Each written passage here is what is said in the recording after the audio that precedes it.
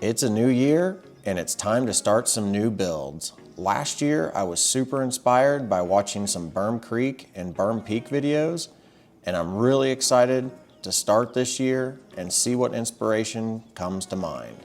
Welcome back to Walnut Springs. All right, it is freezing and windy out here, but I am gonna start on the next build. The feature that I want to build, I want it to be 2 feet wide. So it's going to be significantly wider than most of the other things that I've created. So it's going to be a little bit more comfortable to ride on for the distance that I want to make it. And once I get them all cut, I need to count them up and then do the calculation to figure out exactly how far I can go with this. I know with 2x4s right now, I can go about 180 feet, which is pretty long, but I don't think I have enough flat boards to actually get that length. I'm hoping to get 100 feet. I think that would make for a pretty long ladder bridge, but maybe I'll be able to get a little bit longer, 120. That would be pretty cool too. So let's get all these loaded up and let's get all these cut in half and then count them and then see how long of a ladder bridge we can make. Let's go.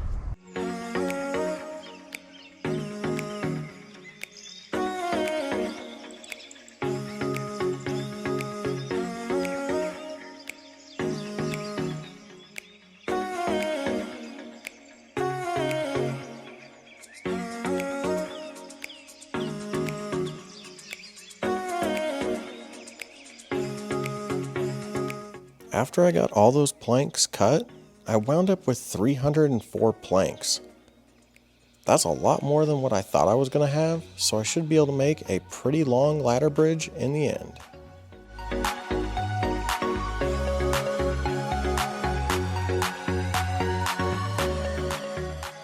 Alright, let's see where this thing will actually go. I want this to be able to go up and over a few things and have a few curves along the way. But first, I need to figure out how many boards it's going to take to be able to actually stretch the full distance. But this is what I'm thinking, and I'll just modify it as I go. Let's get building.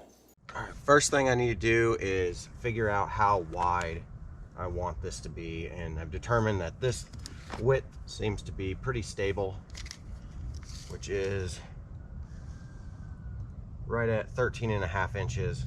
I'm going to get this first one put in place, and then I'm going to start attaching all the boards as I go. Let's get that done.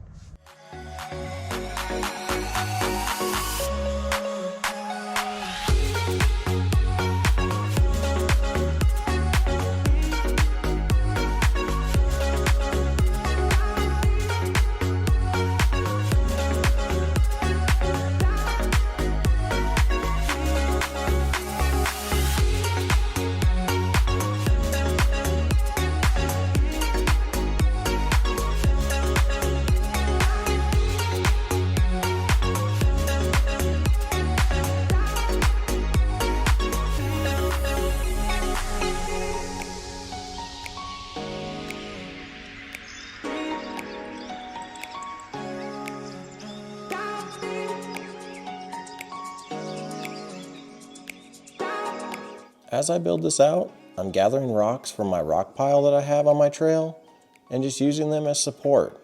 This way, these boards aren't actually ever sitting on dirt.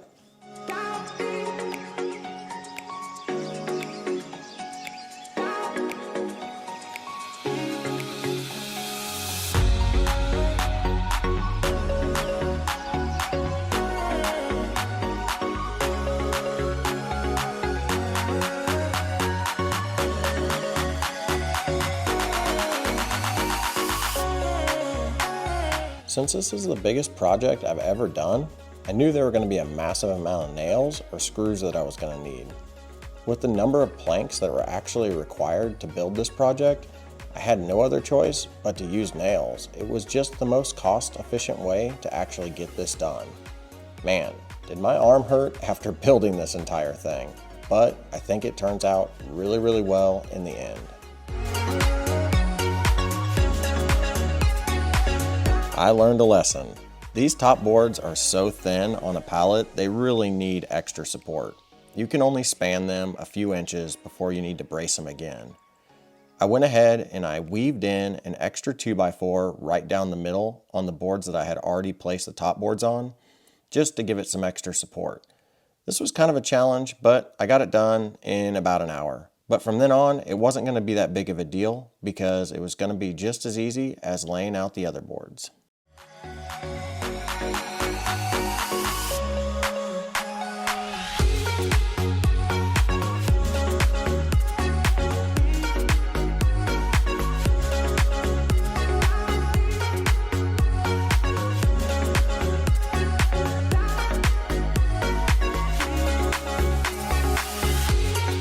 Not only did I get the enjoyment of building this project, I got to use my 360 camera.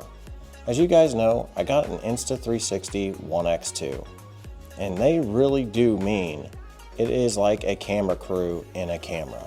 This thing is awesome. It allows you to get so many different perspectives. I really enjoyed using it on this project along with my GoPro.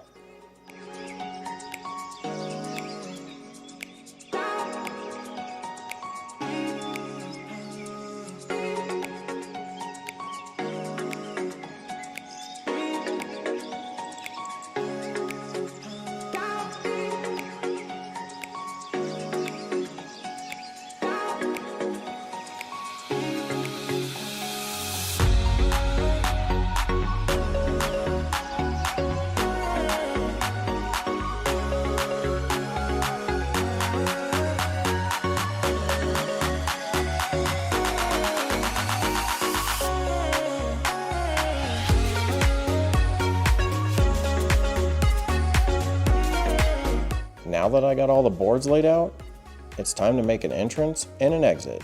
I just cut some 2x4s with an angle and attached another plank board.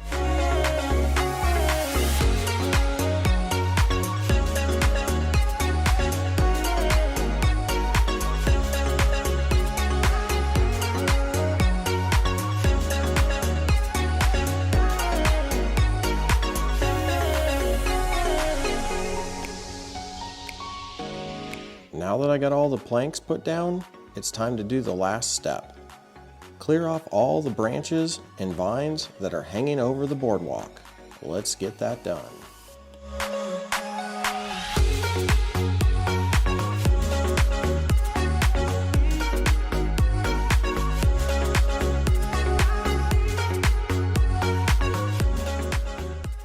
So this wound up being 120 feet long. Check it out.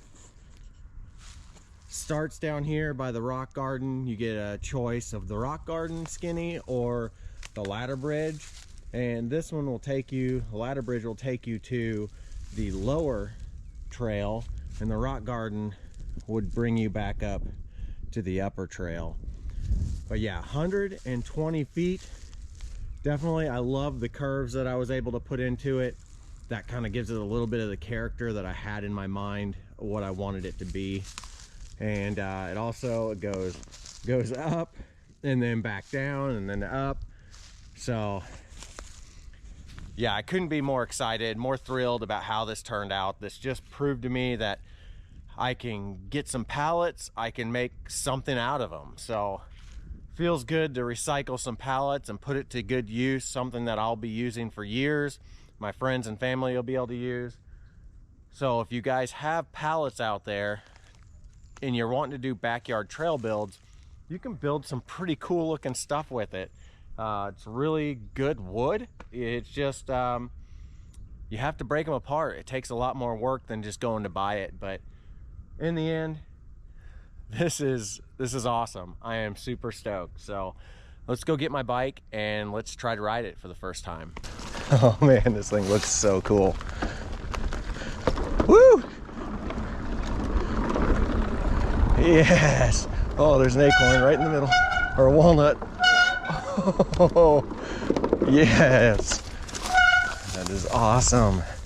That's exactly what I was hoping it would be like.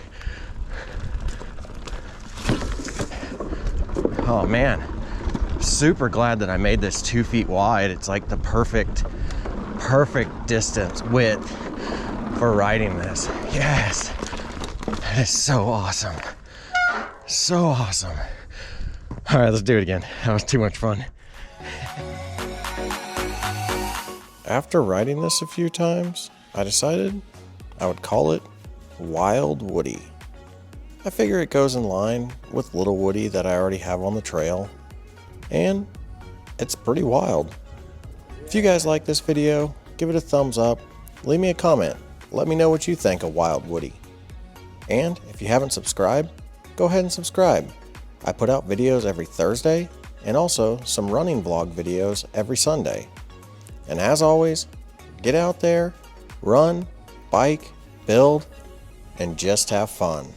We'll see you in the next one.